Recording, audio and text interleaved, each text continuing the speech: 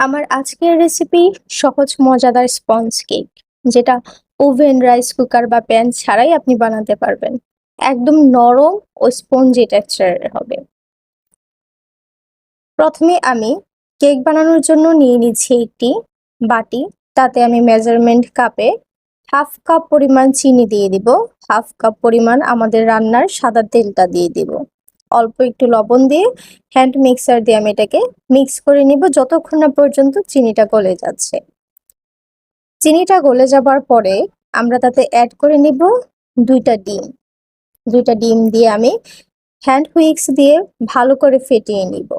যতক্ষণ না মিশ্রণটি হালকা ফেনায়িত ও ফোলা ফোলা হয় ততক্ষণ পর্যন্ত আমি মিক্স করে নিব।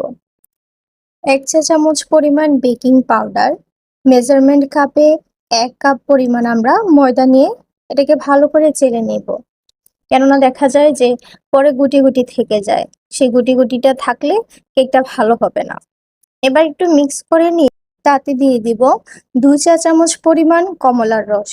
সেখানে চাইলে আপনারা লেবুর রস বা ভ্যানিলা এসেন্স ব্যবহার করতে পারেন। এটা ব্যবহারে কেকের মধ্যে ডিমের সেই কাঁচা কাঁচা গন্ধের ভাবটা থাকবে না। এখন আমরা মিশ্রণটি ভালোভাবে মিক্স করে নিয়ে তাতে যোগ করে দিব লিকুইড দুধ। লিকুইড দুধটা আমি কিছুক্ষণ জাল করে রেখেছিলাম। এবার মিশ্রণটিকে আমি ভালোভাবে মিক্স করে নিব। বলে রাখি, আপনি যদি কেকের কালারটা সুন্দর পেতে চান এবং আপনি যদি কেকের মধ্যে মিষ্টিটা একটু কম পছন্দ করে থাকেন, তাহলে অবশ্যই আমি যে উপকরণ যতটুকু ব্যবহার করেছি ততটুকুই করবেন। আর যদি আপনি মিষ্টি আরো বেশি পছন্দ করেন, সেক্ষেত্রে চিনির পরিমাণটা বাড়িয়ে নেবেন এবং তেলের পরিমাণটাও কিন্তু চিনির পরিমাণটার সমান হতে হবে। এবার আমি যে পাত্রে কেকটা বসাবো সেই পাত্রটিকে ভালো করে তেল দিয়ে মুছে নিচ্ছি। এতে করে কেকটা লেগে যাবে না। কেকে ব্যবহার করা কাগজটার উপরেও আমি তেল দিয়ে একটু ভালো করে মুছে নিব। এবার আমি মিশ্রণটিকে পাত্রের মধ্যে ঢেলে নিব। নিয়ে চুলায় একদম লো হিটে কেকটাকে বেক করতে হবে। 40 থেকে 45 মিনিটের মধ্যে আমাদের কেকটা হয়ে যাবে।